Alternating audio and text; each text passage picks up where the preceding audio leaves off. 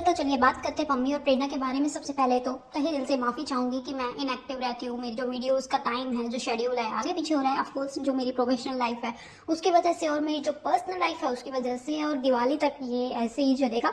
तो अगर video there से भी आई ना तो भी वीडियोज़ को देखा करो, प्यार दिया करो, हाइप किया करो, लाइक कॉमेंट सब्सक्राइब सब कर दिया करो, और जल्दी से अभी से कर दो क्योंकि बाद में आप लोग भूल जाते हो। तो बिना किसी देरी के बात करते हैं प्रेरणा के बारे में।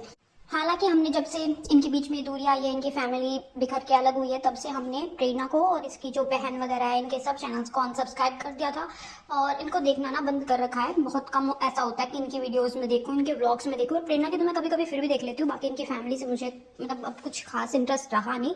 जैसे पहले इनके व्लॉग्स देखने में काफ़ी मज़ा आता था, तो मुझे कुछ खास अपडेट्स इनके बारे में रहती नहीं है। लेकिन इनके जो सब्सक्राइबर्स हैं वो बहुत प्यारे हैं यार।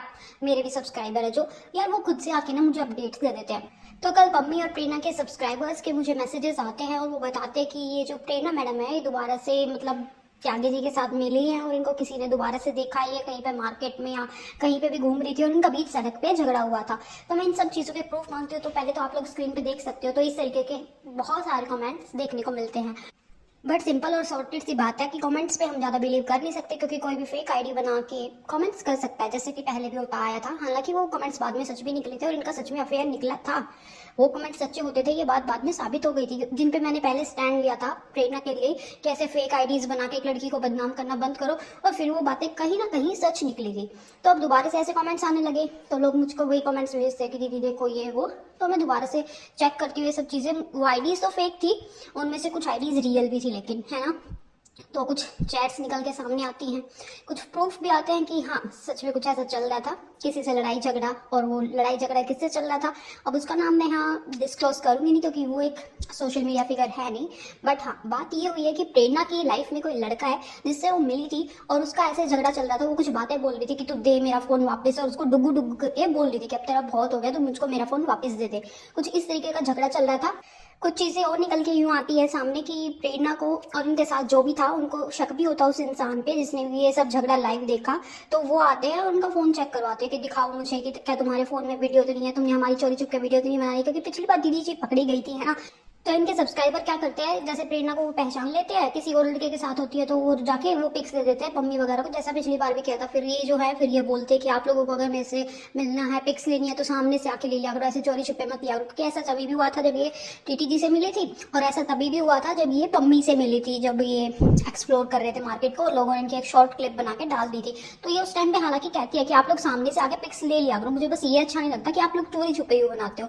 तो ये जाके according to comments, according to sources, और जो कि कुछ चीज़ें मेरे सामने आई है उनके अकॉर्डिंग, ये जाके उनको बोलती है कि आप मेरे को अपना फ़ोन दिखाइए। इनके साथ का जो पार्टनर था, इनका भाई जो भी था, वो आके बोलता है कि मेरे को फ़ोन दिखाइए, हमको देखना है कि आपके फ़ोन में प्रूफ तो नहीं है, कहीं जाके ये सब फिर मम्मी को ना दिखा दिया जाए और वो आके फिर से चीज़ें करे।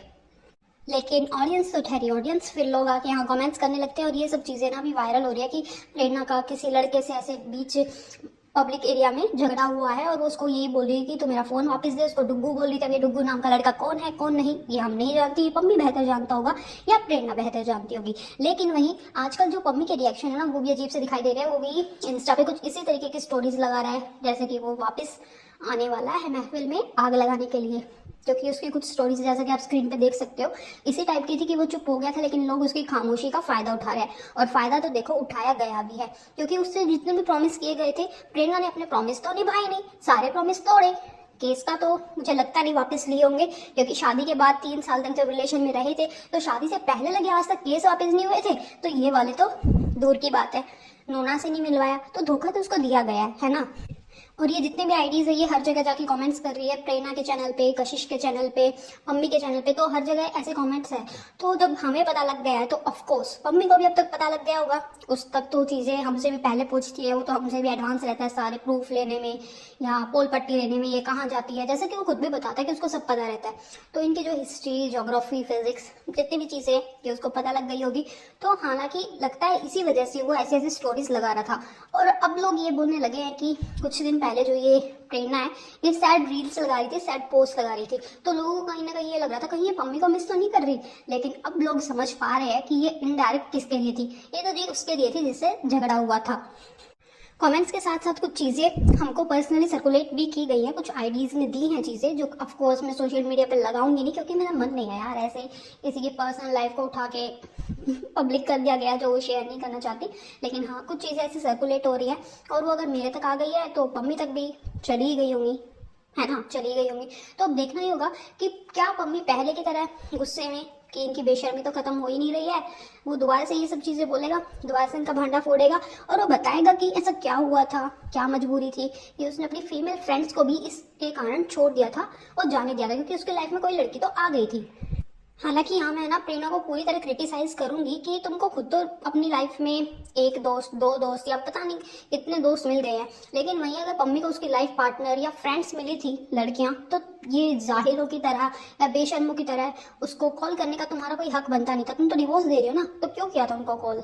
जैसा कि हमारे पास ऐसी चीज़ें बोली है कि प्रेरणा ने पर्सनली उनको कॉल्स किए थे कि तुम पम्मी से दूर हो जाओ, तुम्हारा क्या हक बनता है। और ये तब की बात है जब इनका रिश्ता टूट चुका था, जब ये डिवोर्स वगैरह अप्लाई कर रही थी। तो अगर तुम दूर हो गई हो, तुमको तुम्हारे फ्रेंड्स बनाने का हक है, रैंडमली गोवा में मिलने का हक है, तो पम्मी की फ्रेंड्स को उससे क्यों दूर किया? क्या इन सब चीज़ों के जवाब कभी प्रेरणा देगी? वैसे तो क्यों के स्टिकर लगा देती है, लेकिन जब इनसे लोग क्वेश्चन पूछते हैं तो बताती नहीं है।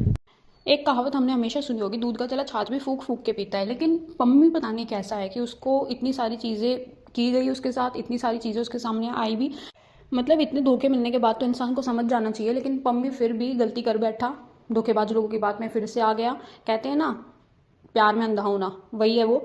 प्यार में अंधा होके उनकी बातों में आ गया, फिर से उनकी बातों में मैनिपुलेट हो गया, उनके साथ ट्रिप पे चला गया, सब चीज़ें डिलीट कर दी, चुप हो गया और अपना पब्लिक सपोर्ट खो दिया। और अब उसी गिल्ट के कारण कहें या डर के कारण कहें कि पम्मी अपनी बातें रख ही नहीं रहा है, सब कुछ अपने मन में रखे हुए। बट मैं यूँ कहूँगी कि अननेसेसरी की बातें मत बताओ यहाँ, जितना तुम पहले बता रहे थे। बट नोना से रिलेटेड क्या चीज़ें बताओ। मैंने तुमको पहले भी कहा है कि मन में मत घुटो। एटलीस्ट नोना के बारे में तुम्हारी ऑडियंस का, हमारा और हम सबका जानने का हक है, क्योंकि वो तुम्हारी भी बेटी है। इसके बारे में बताओ ना बताओ, एटलीस्ट नोना की बातें किया करो। हमको भी अच्छा लगता है जब तुम नोना की बातें करते हो, उसको याद करते हो। एक पापा को हम देखते हैं एक बच्चे को याद करते हुए, तो एटलीस्ट नोना का जिक्र किया करो, उसके बारे में बताओ ऑडियंस को, सब चीज़ें ट्राई करो। एक कहावत और पॉपुलर है जो प्रेरणा जी पे बिल्कुल फिट बैठती है, चोर चोरी से जाए हेरा फेरी से नहीं। तो डुग्गू वाली बातें जो थी आजकल बहुत वायरल हो रही है कि डुग्गू से फ़ोन के लिए लड़ रही थी। तो यार आप कितना भी ट्राई करो, बट ये ऑडियंस है, ये सब जानती है। दीवारों के भी कान होते हैं, दीवारों की आंखें भी होती हैं। तो लोगों ने आपको फिर से देख लिया और आपका फिर से मोए मोए हो गया। और मैं पक्की तरह कह सकती हूँ ये चीज़ें जिस तरीके से हमारे पास आई हैं उस तरीके से मम्मी के पास भी चली गई होंगी। तो देखना ही होगा अब इसका बिल कैसे फटेगा। जो प्रेरणा है वो इस चीज़ को जस्टिफाई करेंगी, रिस्पॉन्स करेंगी इस पर, और पम्मी इस चीज़ पे क्या एक्शन लेंगे। इसी तरीके की अपडेट्स के लिए चैनल पे बने रहना, कमेंट करके अपना ओपिनियन जरूर बताना। जल्द मिलते हैं नई वीडियो में, तब तक के लिए bye bye and take care everyone.